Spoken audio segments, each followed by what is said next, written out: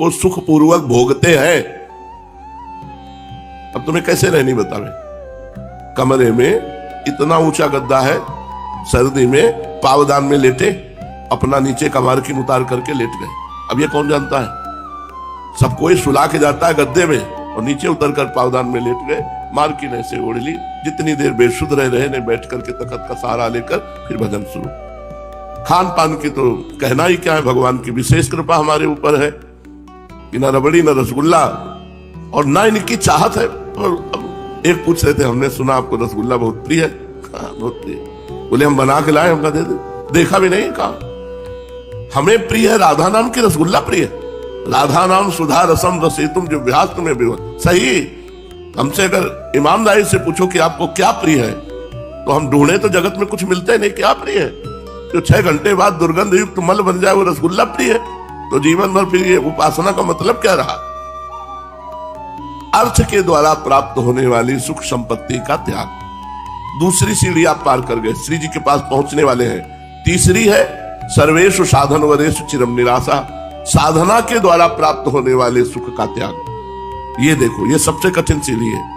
जो आप साधन कर रहे हो उससे जो प्राप्त सुख है उनको भी स्वीकार नहीं करना, स्वीकार करना है श्री जी के चरण आश्रय का सुख। तो वर्षंत में वो सहजाद्भुत सौख्य धाराम श्री राधिका चरण रेणु महामिश्रा, केवल गोरे चरणारविंद का सुख।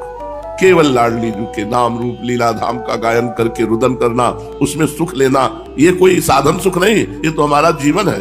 साधना और अष्टांग योग, सांख्य योग और भी जो साधन है उनके द्वारा हमें सुख प्राप्त नहीं करना। तब श्री जी की प्राप्ति निश्चित है। इन 3 बातों को समझ लो, जो श्री जी को देने के लिए अवतार धारण के हरिवंश महाप्रभु वो कह रहे हैं। दुरादपास स्वजनान सुखमर्थ कोटिम सर्वेषु साधन वरेषु चिरम निराशा, तो वर्षंत में वो सहजाद्भुत सौख्य धाराम श्री राधिका चरण रेणु महामिश्मरामी। बस श्री लाडली जी से अपनापन। कई बार सत्संग में कहा है आश्रय से भगवत प्राप्ति होती है। देखा, सब छोड़ करके दिखाई दे रहा है कि अब भगवान के आश्रित है, लेकिन पाई भर आश्रय नहीं। सच्ची कहते हैं। आप लोग अपने जीवन की कसौटी को देखो तो आप इतनी ऊंचाई पर बैठे हुए हो जहां पूरे जन्म के जन्म लग जाते, नहीं चढ़ पाते। आपका परिवार से संबंध नहीं, आपका सांसारिक भोग से संबंध नहीं, आपका मनोरंजन से संबंध नहीं, आपका समाज से संबंध नहीं, केवल अपनी दिनचर्या से संबंध है। अब भगवत प्राप्ति नहीं होगी तो किसको होगी? भगवत प्राप्ति गुण और अवगुणों से रुकती या होती नहीं है, ये गुणातीत है, ये कृपा से होती है। आप सब कृपा पात्र हैं पूर्ण रूप से। हमको केवल गोरे चरणारविंद के भरोसे पे रहना, हमारा संबंध श्री जी से। इसलिए सबसे प्रार्थना है, बड़ा दुर्लभ वृंदावन वास है। यदि वृंदावन वास मिल गया है तो 4 दिन का जीवन है, 4 दिन का जीवन। 3 बातें सुधार लो। आखिरी वाली तो तुम में है नहीं, सर्वेषु साधन वरेषु, आखिरी वाली तो चिंता मत करो वो तो है नहीं तुम में कि भाई जितेंद्री सांख्य योगी या अष्टांग योगी, वो सब है नहीं, वो तुम्हारे को है नहीं। 2 में है समस्या, एक है परिवार का सुख और एक है रुपए का सुख। इन दोनों से यदि बच जाओ तो भगवत प्राप्ति निश्चित, क्योंकि हमारी श्री जी बड़ी कृपालु है। शरणागत अभय विदत पतित्व, बड़ा आनंद का विषय है। केवल श्री जी के भरोसे पड़े रहना, इसी से भगवत प्राप्ति हो जाएगी। लेकिन श्री जी का भरोसा क्या है? इसलिए हम ये चर्चा कर रहे हैं कि कोई बूढ़ा है, कोई बीमार है, कोई अकेले रह रहा है, चिंता मत करो, तुम्हारे ऊपर श्री जी की दृष्टि है। किसी का भरोसा मत लेना। अगर कोई भरोसे में आवे कि हम तुम्हारे अमुक लगते हैं, चलो घर में वहां अमृत तो पिला देंगे, तो कहते तुम पी के अमर हो जाओ, हम तो मरने आए हैं वृंदावन, हम वृंदावन नहीं छोड़ेंगे। कैसी भी परिस्थिति हो तो जीव निश्चित श्री जी के चरणों का दर्शन पा जाएगा। श्री जी बहुत कृपालु है, बहुत करुणामयी है। बस केवल एक चीज मानती है, अपनापन। हम लोगों ने अपनापन अपने शरीर को, शरीर संबंधियों को दे रखा है। यही अपनापन श्री जी को देना बस, और कोई साधना हमारी नहीं। हम लोग आके कीर्तन करके, कथा वार्ता सुन करके एक बात हमें करनी कि हमारे माई श्यामा जी को राज, श्री जी के सिवा हमारा कोई नहीं, ये हृदय में आ जाए बस। हृदय में श्री जी के सिवा कोई नहीं होना चाहिए। बाहर बाजार लगी रहे तो कोई फर्क नहीं पड़ेगा। चलते हैं महाप्रभु चैतन्य देव के पावन चरित्र का श्रवण करके अपने हृदय को प्रेम में बनाते हैं। महाप्रभु नृत्य करते हुए श्रीवास के घर में बड़ी जोर से बोले कि एक हमारे बड़े भ्राता अवधूत पधार रहे हैं, जाओ उनकी खोज करो। महाप्रभु जिनकी खोज के लिए कह रहे हो नित्यानंद महाप्रभु है। पीछे आपको ध्यान होगा, अभी परसों ही तो चरित्र में हुआ, नित्यानंद महाप्रभु के पिता से एक सन्यासी ने 13 वर्ष की अवस्था में दक्षिणार्घ के रूप में मांगा। बड़ी महिमा है ऐसे महापुरुषों के जो अपने लाडले पुत्रों को भगवत मार्ग में दे देते हैं। नहीं तो लोगों को भय लगता है, अगर नए लड़के माला चलाने लगे तो भय लगता है कहीं बाबा जी न बन जाए। तो हम तुम्हें बता दें, बाबा जी बनना ऐसे वैसी बालकों में सामर्थ्य नहीं है। ये बड़े भाग्यशाली बालक हैं, धन्य है वो गर्भ जिनके गर्भ में ऐसे बालक रहे जो भगवान के प्रति समर्पित है, खिलवाड़ नहीं है। एक दिन कोई बाबा जी बन के दिखावे, केवल एक दिन जैसे सत्यता से चला जाता है, एक दिन में भाग जाओगे। केवल भोजन और कपड़ा नहीं है, मन में दुर्वासनाओं की भीड़ लगी हुई है। जब सब मनोरंजन काट करके और ऊपर से शासन, तो आप क्या करोगे? भाग जाओगे। ऐसा लगेगा भैया मुझे नहीं चाहिए। संत के हाथ दे देने का मतलब है संत बनाना। नित्यानंद महाप्रभु के जो पिताजी थे, उन्होंने भगवान का स्मरण करते हुए अपने पुत्र को दे दिया। उस सन्यासी जी की सेवा में काफी समय तक रहे। फिर पता नहीं सन्यासी जी अंतर ध्यान हो गए या आज्ञा कर दी, तो समस्त भारत के तीर्थों का भ्रमण करते हुए नित्यानंद महाप्रभु ब्रज में आए। ब्रज के तीर्थों का भ्रमण करके एक आकर्षण हुआ और नवद्वीप पहुंचे। इधर आकर्षण हुआ, ये नवद्वीप पहुंचे, उधर आकर्षण हुआ चैतन्य महाप्रभु को कि कोई अवधूत आए हैं। तो नित्यानंद महाप्रभु के प्रेम के आकर्षण से आकर्षित होकर चैतन्य महाप्रभु के भक्तजन ढूंढ रहे थे कि कहां है वो अवधूत जिनकी चर्चा महाप्रभु ने भावावेश में कीर्तन के समय की। नवद्वीप में अवधूत नित्यानंद जी को सब खोजने लगे। अब नवद्वीप कोई छोटा गांव तो था नहीं जिससे वे झटपट नित्यानंद जी को खोज लाते, और नित्यानंद जी से किसी का कोई परिचय थोड़ी था कि ऐसे हैं नित्यानंद जी। पर आदेश हुआ महाप्रभु का कि खोज करो। श्रीवास पंडित और हरिदास जी, यवन हरिदास जी, दिन भर खोजते रहे, किंतु कहीं पता न चला कि कोई आगंतुक महापुरुष आए हैं। अंत में निराश होकर वे महाप्रभु के पास लौट आकर कहने लगे, प्रभु हमने आपकी आज्ञा के अनुसार नवद्वीप के मोहल्ले मोहल्ले में जाकर उन महापुरुष की खोज की, सब प्रकार के मनुष्यों के घरों में जाकर देखा, किंतु कोई पता नहीं चला। अब जैसी आज्ञा हो वैसा करें, जहां बतावें वहीं जाएं, किंतु हमें उनका कुछ भी पता नहीं है। कैसा रूप है, कैसा रंग है, कितनी अवस्था है, ऐसा कुछ पता नहीं। महाप्रभु इनकी बात सुनकर मुस्कुराए और सबकी ओर देखते हुए बोले, वो स्वयं जरूर यहां आ जाएंगे। मुझे रात्रि में स्वप्न हुआ है कि वे महापुरुष जरूर यहां आ गए हैं। लोगों से मेरे घर का पता पूछ रहे हैं। अच्छा एक काम करो, हम सभी लोग चलते हैं ढूंढने के लिए। ये कहकर महाप्रभु उसी समय उठकर चल दिए। उनके पीछे गदाधर, श्रीवास आदि भक्तगण भी हो लिए। प्रभु उठकर सीधे वहीं गए। पंडित नंदनाचार्य जी के घर में नित्यानंद महाप्रभु रुके हुए थे। आचार्य के घर में जाकर देखा, दिव्य कांति युक्त महापुरुष अमित तेजस्वी संपूर्ण घर को मानो प्रकाशित कर रहे हैं, और पद्मासन में बैठे थे नित्यानंद महाप्रभु। उनके मुखमंडल की तेजोमयी किरणों से ग्रीष्म के प्रभाकर की किरणों की भांति प्रखर प्रचंडता नहीं थी, शरद चंद्रमा की किरणों के समान शीतलता, शांतता और मनोहरता मिली हुई थी। गौरांग महाप्रभु ने भक्तों के सहित जाकर नित्यानंद महाप्रभु की चरण वंदना की और एक और चुपचाप बैठ गए। कोई किसी से बात नहीं कर रहा। नित्यानंद प्रभु निर्निमेष दृष्टि से गौरांग महाप्रभु के मुख चंद्र की ओर देख रहे हैं। भक्तों ने देखा पलकों का गिरना एकदम बंद है दोनों महापुरुष की। नित्यानंद महाप्रभु गौरांग महाप्रभु को देख रहे हैं, गौरांग महाप्रभु नित्यानंद महाप्रभु को। सभी स्थिर भाव से मंत्र मुग्ध की भांति नित्यानंद महाप्रभु की ओर देख रहे थे। प्रभु ने अपने मन में सोचा कि भक्तों को नित्यानंद जी की महिमा दिखानी चाहिए, इन्हें कोई प्रेम प्रसंग सुनाना चाहिए जिसके श्रवण से इनके शरीर में सात्विक भावों का उद्दीपन हो। इनके भावों का उदय होने से ही भक्त इनके मनोगत भावों को समझ सकेंगे। ये सोचकर महाप्रभु ने श्रीवास पंडित को कहा, कोई श्लोक सुनाओ। प्रभु के मनोगत भाव को समझकर श्रीवास इस श्लोक को पढ़ने लगे। जिस श्लोक को सुनकर परमहंस श्री सुखदेव जी ने 18,000 श्लोक कंठस्थ किए। ये वही श्लोक है जिसको सुनकर के ब्रह्मानंद में छके हुए परमहंस श्री सुखदेव जी महाराज अपने पिता भगवान व्यासदेव जी से 18,000 श्लोक वाले श्रीमद् भागवत ग्रंथ को कंठस्थ किया। श्रीवास बड़े मधुर स्वर से, उच्च स्वर से सुनाने लगे।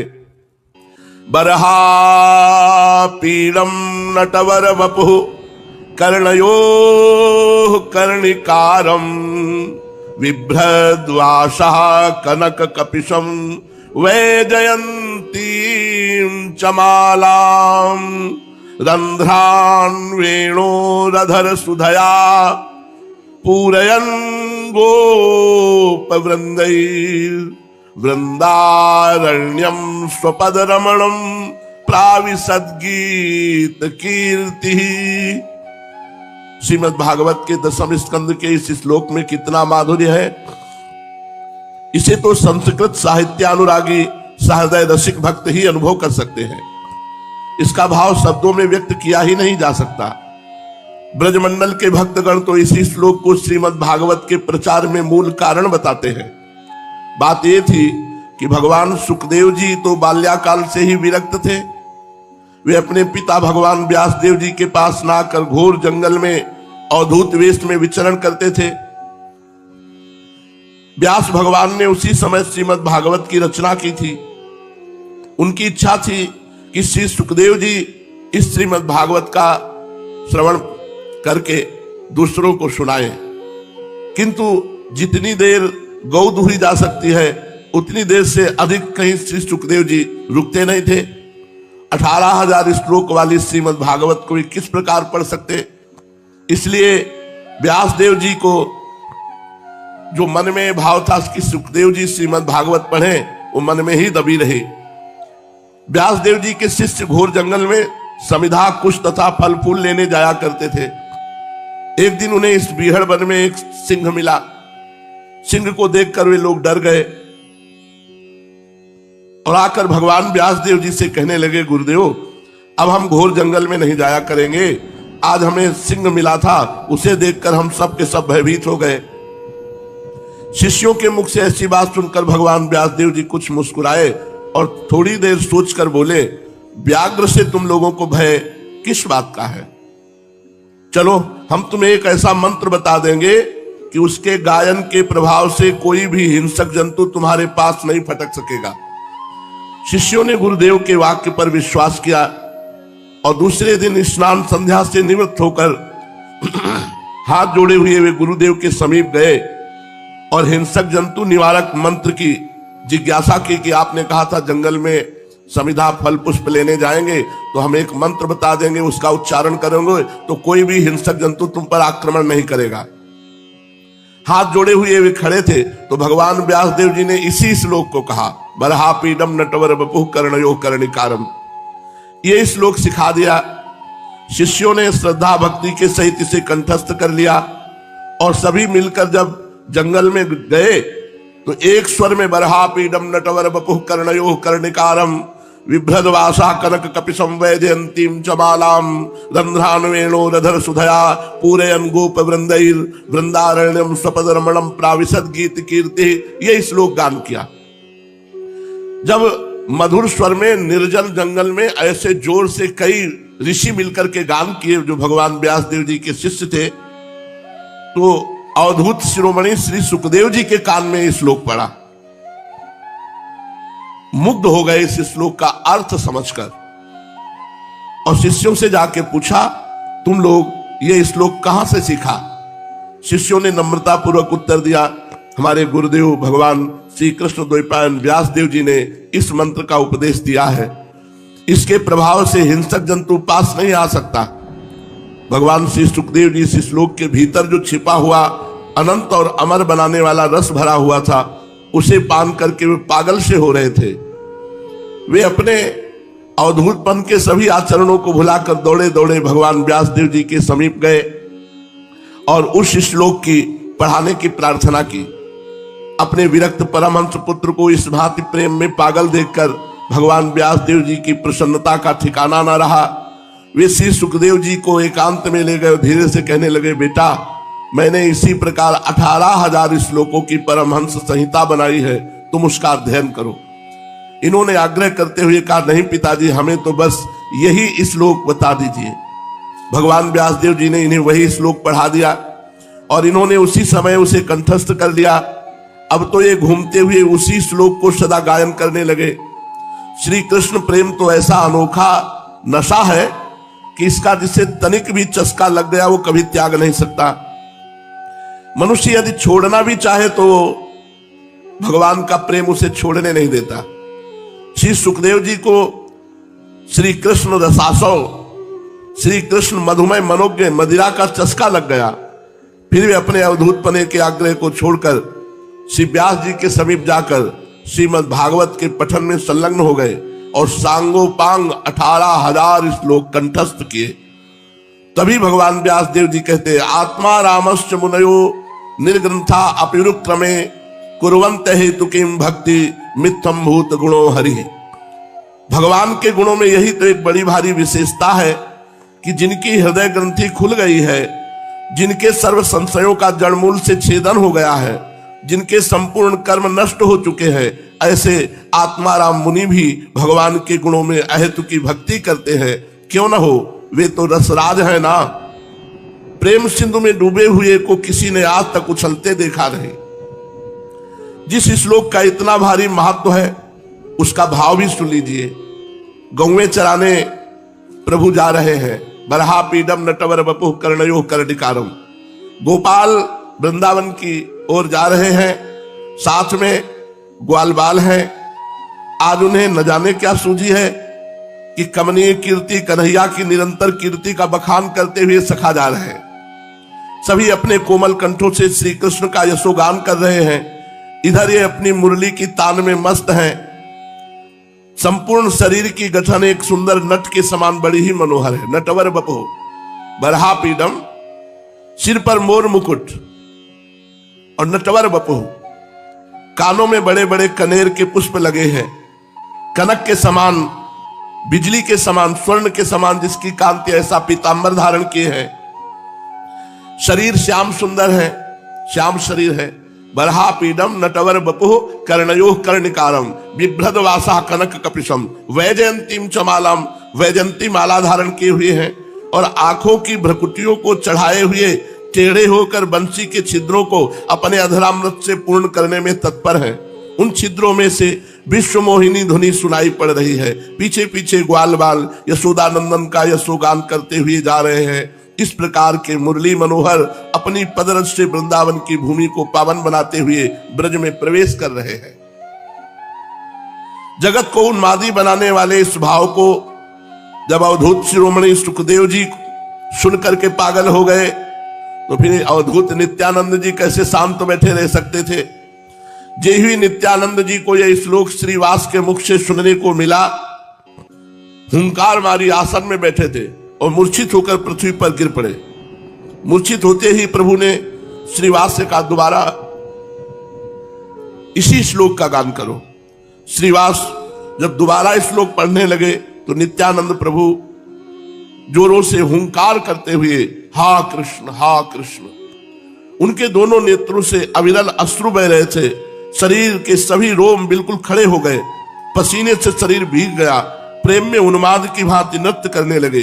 प्रभु चैतन्य महाप्रभु, गौरांग महाप्रभु उठे और नित्यानंद महाप्रभु को गले से लगा लिया।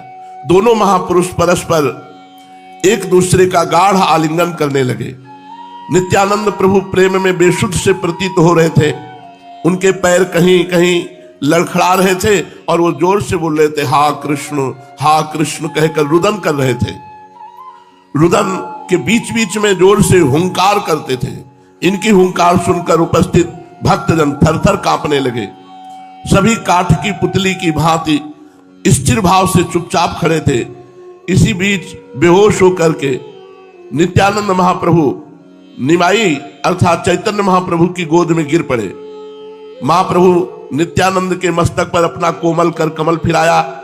उनके स्पर्श मात्र से नित्यानंद जी को परमानंद प्रतीत हुआ। वे कुछ कुछ प्रकृतिस्थ हुए। नित्यानंद प्रभु को प्रकृतिस्थ देखकर प्रभु दीन भाव से कहने लगे, श्रीपाद, आज हम सभी लोग आपकी पद धूलि को मस्तक पर चढ़ाकर कृतकृत्य हो गए। आपने अपने दर्शन से हमें बड़भागी बना दिया। प्रभु, आप जैसे अवधूतों के दर्शन भला हमारे जैसे संसारी पुरुषों को हो ही कैसे सकते हैं।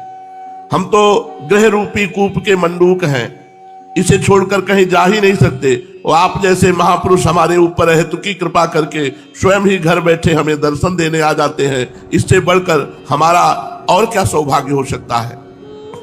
महाप्रभु की इस प्रेममयी वाणी को सुनकर अधीरता के साथ नित्यानंद प्रभु ने कहा, हमने श्री कृष्ण के दर्शन के निमित्त देश विदेशों की यात्रा की, सभी मुख्य मुख्य पुण्य स्थानों और तीर्थों में गए, सभी बड़े बड़े देवालयों को देखा, जो जो श्रेष्ठ और सात्विक देव स्थान समझे जाते हैं उन सबके दर्शन किए, किंतु वहां केवल स्थानों के दर्शन हुए।